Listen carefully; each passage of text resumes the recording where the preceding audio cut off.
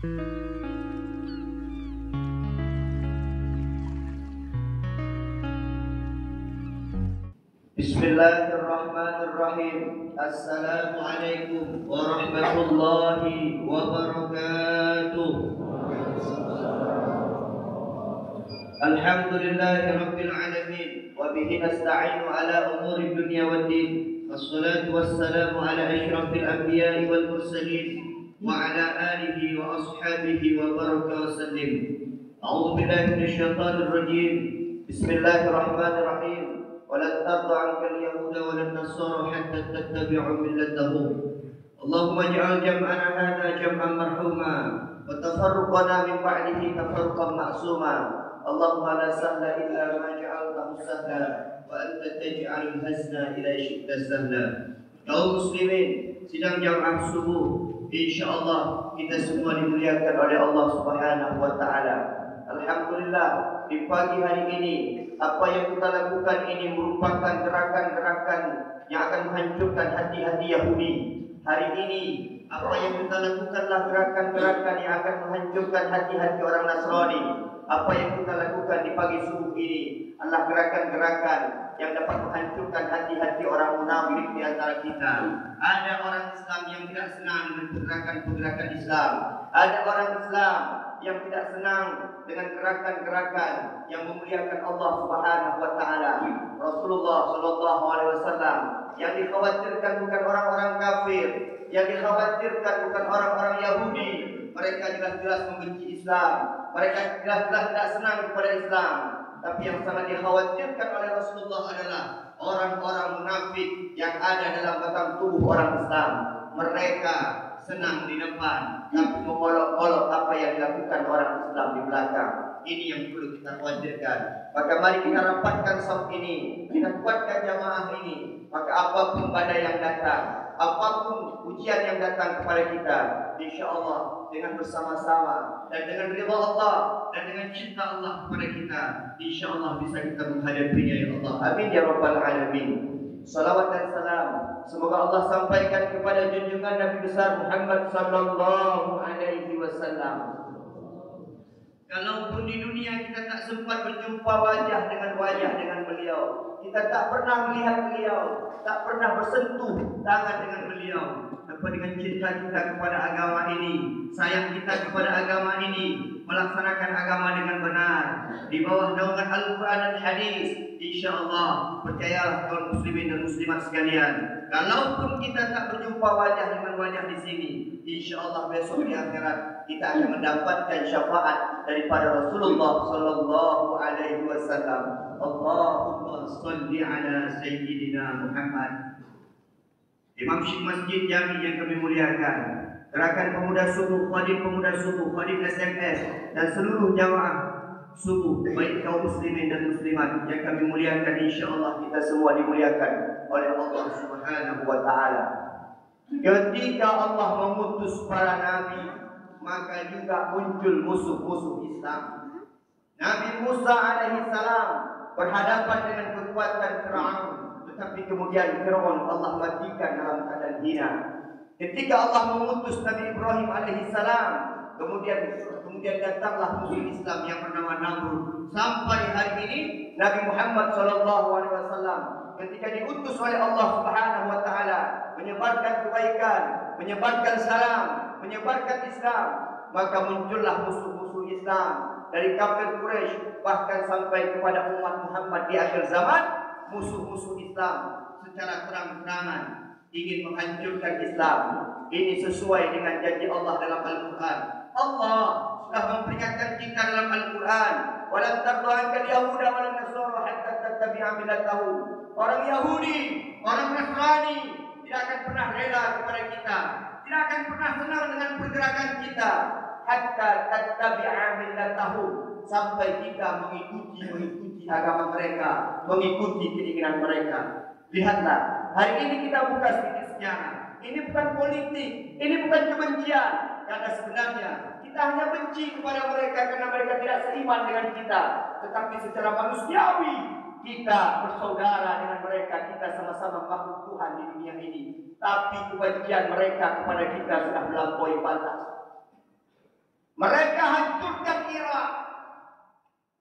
dengan kata-kata nuklir.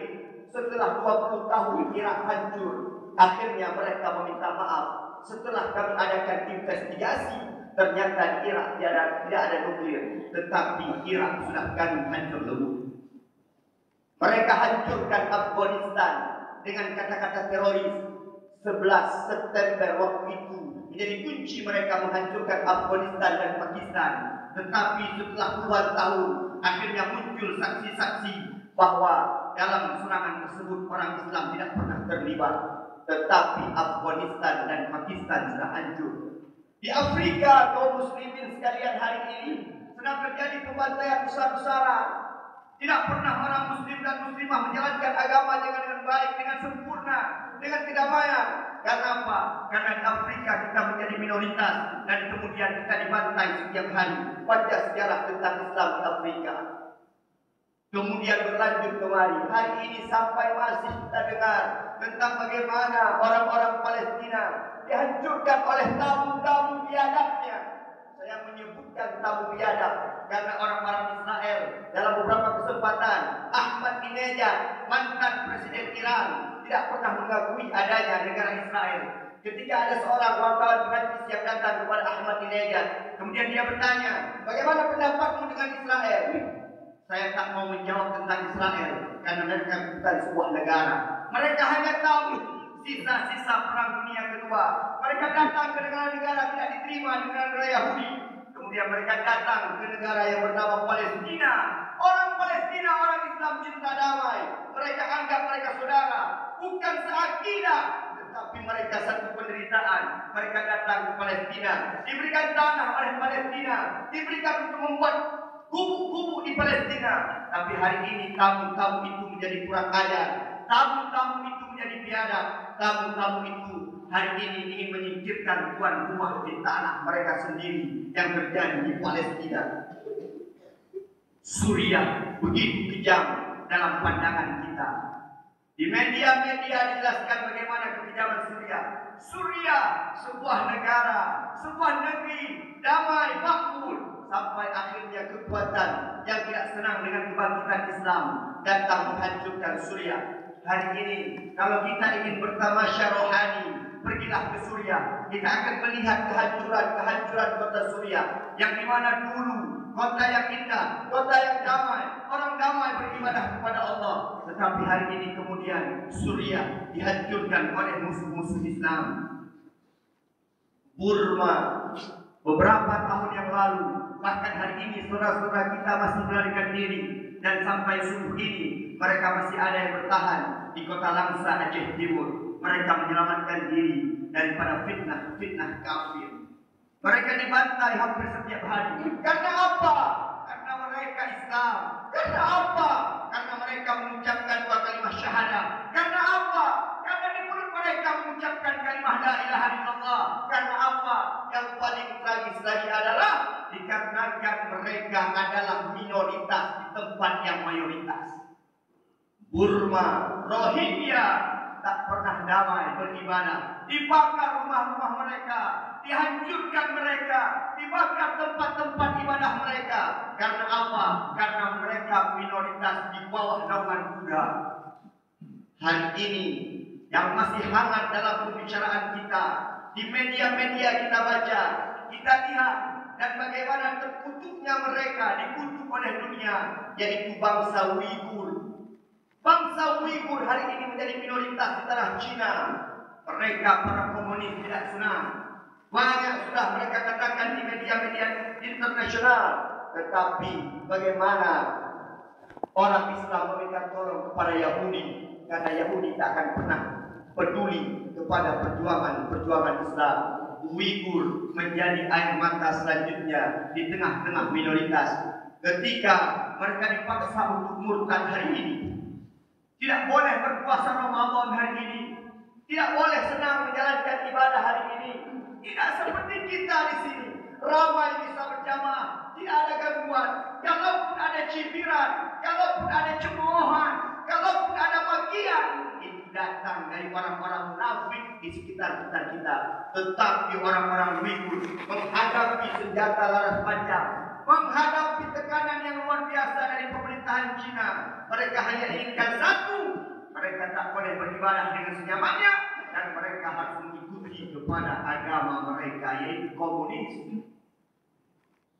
Kita hidup di tengah mayoritas Islam, tetapi masih sempat kita dengarkan bagaimana masjid di Papua Tolikara dibakar oleh orang-orang Yahudi. Pertanyaannya adalah, di mana toleransi itu berada ketika kita berada di tengah mayoritas? Pertanyaan kedua adalah, di mana hak asasi manusia ketika sesuatu yang terjadi kepada orang Islam?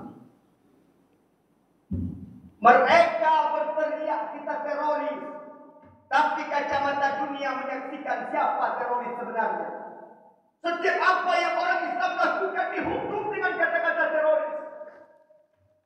Tetapi kalau ada mereka yang melakukan, kelompok mereka yang melakukan, Yahudi yang melakukan, mereka tidak pernah mengecap teroris. Teroris mati. Orang teroris itu seakan-akan harus berjenggot. Orang teroris itu seakan-akan harus memakai celana cingkrang. Orang teroris adalah orang-orang yang rajin beribadah. Kita divonis dengan kata-kata teroris. Hari ini kaum muslimin, kita tak boleh diam saja. Man ra'a minkum munkaran falyughayyir biyadihi. Barang siapa yang melihat kemungkaran, mereka harus mengantisipasi dengan tangan-tangan mereka. Siapa hari ini? Pemerintah. Kita negara mayoritas. Sampai tadi malam, mohon maaf kalau ada orang-orang pemerintahan. Mohon maaf sekali. Sampai tadi malam, presiden kita, pemerintah kita belum mengutuk sekalipun kejadian yang dialami oleh orang-orang Uighur. Kita seakan-akan takut. Kita seakan-akan berada di bawah tekanan ketika kita menjadi mayoritas Islam.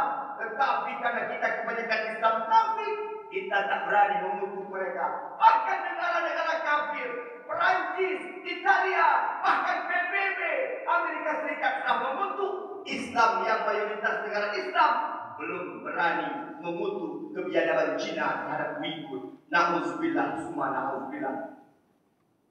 Saya tidak mengatakan politik. Kita tidak mau pemimpin-pemimpin yang seperti itu terpilih kembali. Karena pemimpin-pemimpin yang tidak menjaga hebat dan kehormatan orang Islam. Kaum muslimin, muslimat yang dimuliakan Allah Subhanahu wa ta'ala. Yang kedua, bilisan. Ini dubes-dubes kita kemana? Diplomat-diplomat kita kemana? Dewan-dewan kita kemana? Pembesar-pembesar kita kemana? Jangan hanya berjanji kepada rakyat, hanya menjanji omongan-omongan kosong kepada rakyat. Tetapi ketika sesama Islam kita ditindas, sesama Islam kita dihancurkan, kita diam saja hari ini. Kita yang bisa kita lakukan apa, Pak Ustaz? Kita ini cuma rakyat biasa, Pak Ustaz. Fa'in lam yastati fabilisani. Kalaupun belum bisa, fabilisani. Hanya dengan qalbi wa dzalika at'aful iman. Itu sebaik-baik iman. Maka kaum muslimin muslimat, jangan lupa habis sholat untuk mereka. Doa silahun mu'min. Kekuatan kita ada pada doa. Tapi percayalah, ketika bantuan dunia, bantuan di bumi sudah tidak lagi datang kepada mereka, orang-orang yang tertindas, orang-orang berzalimi, ingat salah satu doa-doa yang pasti akan dijawab oleh Allah adalah doa-doanya orang yang berzalimi. Percayalah, yakinlah dengan keimanan yang kuat. Ketika doa pertolongan dari bumi sudah tidak lagi berlaku, maka akan datang pertolongan daripada langit Allah Subhanahu wa ta'ala. Lihatlah dulu bagaimana Allah menghancurkan orang-orang tentara gajah yang akan menghancurkan Mekah dan dakwah. Alam tara kaifa fa'ala rabbuka bi ashabil fil alam yaj'al kaidahum fi tadlil wa arsala 'alaihim tayran ababil tarmihim bi hijaratin min sijil faja'alahum ka'asfin ma'kul. Tetapi percayalah, pertolongan Allah akan datang. Kita sebagai muslim yang taat beribadah kepada Allah, percayalah suatu saat akan datang pertolongan Allah kepada kita. Hari ini Allah masih memberikan kesempatan kepada kita untuk berjihad, baik jihad secara nyata maupun jihad secara hati. Hari ini kalau antara kita ketika mendengar penderitaan kita sesama muslimin, sesama muslimat yang ada di belahan dunia yang entah berantah kita tak tahu di mana, tidak tergugah hati kita, tidak tersakiti hati kita, maka kita belum diyakini sebagai orang Islam yang sempurna. Hari ini, ketika kita pun tidak bisa datang ke sana dengan senjata, kita tidak bisa datang ke sana dengan perlawanan, percayalah, doa-doa kita akan mengguncang arasy. Doa-doa kita akan membangkitkan semangat-semangat kita. Apa yang kita lakukan hari ini, bentuk doa kita kepada mereka untuk Allah memperkuatkan persatuan kita dalam Islam. Maka kita yang ada di sini, mari kita rapatkan shaf, kuatkan barisan, bersilaturahmi. Jangan pun kita di sini berpecah belah. Kita sedang dihancurkan oleh dalam segala penjuru. Kita di sini sesama Islam terpecah belah. Masih ada orang sana, masih ada orang sana. Itu bukan orang kita, itu orang mereka. Nauzubillah, summa nauzubillah. Bersatulah. Yang penting kita berada di bawah Al-Quran dan hadis. Insya Allah kita akan bersatu. Ini menjadi cobaan kita. Hari ini tanggal 22, nanti malam tahun baru, coba lihat. Mengutuk Yahudi, tetapi nanti di malam tahun baru kita merayakan agama mereka. Kita merayakan tahun baru mereka. Ini menjadi tanggung jawab kita semuanya. Bapak-bapak yang punya anak, larang anaknya untuk melakukan kegiatan tahun baru. Sahabat-sahabat muda GPS, ajak teman-temannya untuk melakukan hal-hal yang positif atau tidak usah keluar rumah di malam tahun baru. Mana pernah sejarah Yahudi merayakan Idul Fitri? Mana pernah sejarah mereka rela dengan Ramadan? Tetapi setiap datang tahun baru Yahudi, tahun baru Masehi, kita beramai-ramai merayakan, membakar marcon. Kalau ada pihak-pihak kepolisian di sini, tak ada tembakan-tembakan ke atas. Kalau ada pihak-pihak tentara yang ada di sini, tak ada tembakan-tembakan ke atas. Man tasyabbaha biqaumin fahuwa minhum. Barang siapa yang menyerupai sebuah kaum, maka mereka termasuk daripada kaum tersebut. Ketika engkau pemimpin polisi, buat sebuah tanda tanganmu, karena kekuatan tanda tangan luar biasa. Engkau komandan, buat tanda tangan. Jangan merayakan tahun baru. Engkau wali kota, buat tanda tangan. Jangan merayakan tahun baru. Bahkan di kampung-kampung kita juga buat tanda tangan. Ketika Rioni 212, saya masih ingat ketika Anies Baswedan, pemimpin Muslim taat kepada Allah, mengatakan bahwa dulu kita tak bisa apa-apa. Setelah saya menjabat, saya tutup tempat prostitusi, kita tutup tempat-tempat maksiat. Hari ini kita bisa. Dengan apa? Dengan sebuah tanda tangan kekuasaan. Jangan kita pernah berpikir tanda tangan tak perlu. Pemimpin polisi Islam, pemimpin tentara Islam, pemimpin pemerintahan Islam. Ketika kita sudah semua Islam, tinggal menggerakkan hati kita. Ceritanya adalah cinta atau tidak kita cinta kepada agama. Mari kita bangun kembali ukhuwah kita, kita rapatkan barisan kita, dan selalu berdoa kepada Allah Subhanahu Wa Taala. Semoga apa yang dialami oleh saudara-saudara kita tidak kita alami di sini. Dan dengan merapatkan barisan, kalau kita lemah kita akan diserang. Tapi kalau kita kuat, orang akan mikir-mikir untuk menyerang kita. Kaum muslimin dan muslimat yang dimuliakan Allah. Yang terakhir, khatib kami ini mengajak, mari kita dukung anak-anak muda kita. Saya beberapa kali kegiatan SMS dan GPS men-share kegiatannya ke grup di teman-teman seluruh Indonesia. Rata-rata mereka berkomentar dengan tangisan. Hari ini nanti akan saya share sholat subuh kita hari ini. Mereka melihat persatuan kita di Kota Kusmawi. Rata-rata mereka mengucapkan subhanallah. Merinding mereka melihat. Sampai dia bertanya, ada yang bertanya kepada saya, Ustaz Junaidi, itu sholat subuh berjamaah? Iya, bukan sholat Jumat. Bukan. Kita dianggap seperti sudah melakukan sholat Jumat di Jumat. Ini yang perlu kita sampaikan kepada dunia, bahwa Islam ini kuat.